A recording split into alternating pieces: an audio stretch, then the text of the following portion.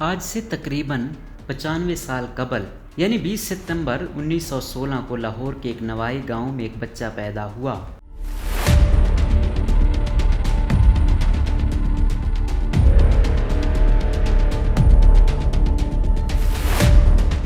چار بہن بھائیوں میں یہ سب سے چھوٹا تھا۔ پورا گاؤں ان پڑھ مگر اسے پڑھنے کا بے حد شوق تھا۔ اس کے گاؤں میں کوئی سکول نہ تھا، لہٰذا یہ 1.5 میل دور دوسرے گاؤں پڑھنے جاتا۔ راستے میں ایک برساتی نالے سے اسے گزرنا پڑتا۔ 6ٹھی جماعت پاس کرنے کے بعد وہ 8 میل دور دوسرے گاؤں میں تعلیم حاصل کرنے جاتا اور اس نے مڈل کا امتحان امتیازی نمبروں سے پاس کیا اور وظیفہ حاصل کیا۔ مزید تعلیم حاصل کرنے لاہور آیا۔ یہاں اس نے سینٹرل ماڈل اسکول میں، جو کہ اس وقت کا نمبر 1 اسکول تھا، داخلہ لیا۔ اس کا گاؤں شہر سے 13 کلومیٹر دور تھا۔ غریب ہونے کی وجہ سے اسے اپنی تعلیم جاری رکھنا مشکل تھی، مگر اس نے مشکل حالات کے سامنے ہتھیار نہ پھینکے بلکہ ان حالات کا مقابلہ کرنے کی ٹھانی۔ اس نے تہیہ کیا کہ وہ گاؤں سے دودھ لے کر شہر میں بیچے گا اور اپنی تعلیم جاری رکھے گا۔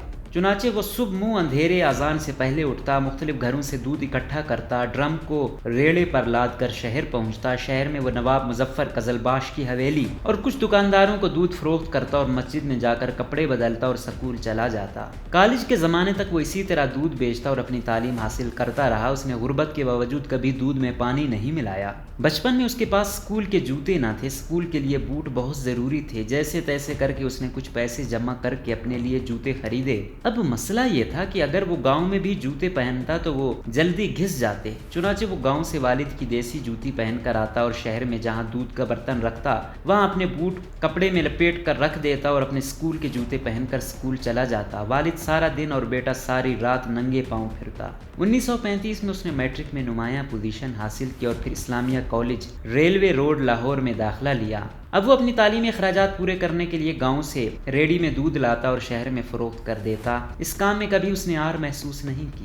فرسٹ ایئر میں اس کے پاس کوئی کوٹ نہ تھا اور کلاس میں کوٹ پہننا لازمی تھا، چنانچہ اسے کلاس سے نکال کر غیر حاضری لگا دی جاتی۔ اس معاملے کا علم اساتذہ کو ہوا تو انہوں نے اس ذہین طالب علم کی مدد کی۔ نوجوان کو پڑھنے کا بہت شوق تھا۔ 1939 میں اس نے BA آنر کیا۔ یہ اپنے علاقے میں واحد گریجویٹ تھا۔ یہ نوجوان اس دوران جان چکا تھا کہ دنیا میں کوئی بھی کام آسانی سے سر انجام نہیں دیا جا سکتا۔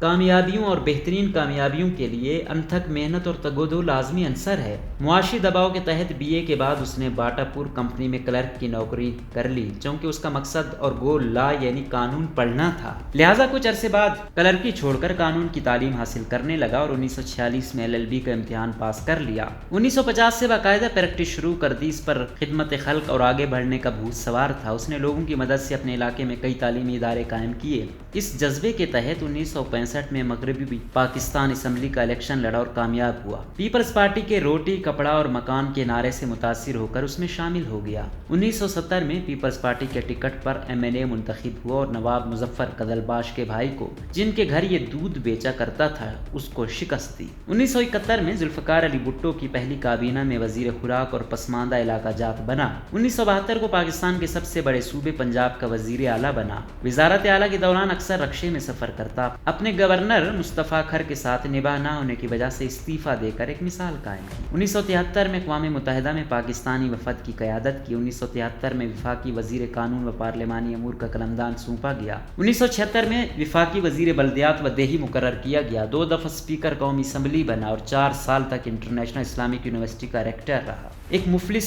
و کلاش ان پڑھ کسان کا بیٹا جس نے کامیابی کا ایک لمبا اور کٹھن سفر اپنے دودھ بیچنے سے شروع کیا اور آخرکار پاکستان کا وزیر اعظم بنا۔ یہ پاکستان کا منفرد وزیر اعظم تھا جو ساری عمر لاہور میں لکشمی مینشن میں کرائے کے مکان میں رہا، جس کے دروازے پر کوئی دربان نہ تھا، جس کا جنازہ اسی کرائے کے گھر سے اٹھا، جو لوٹ کھسوٹ سے دور رہا، جس کی بیوی اس کے وزارت عظمیٰ کے دوران رکشوں اور ویگنوں میں دھکے کھاتی پھرتی۔ تو میرے ہم وطنوں، ملک معراج خالد تاریخ کی ایک عہد شاد شخصیت تھے۔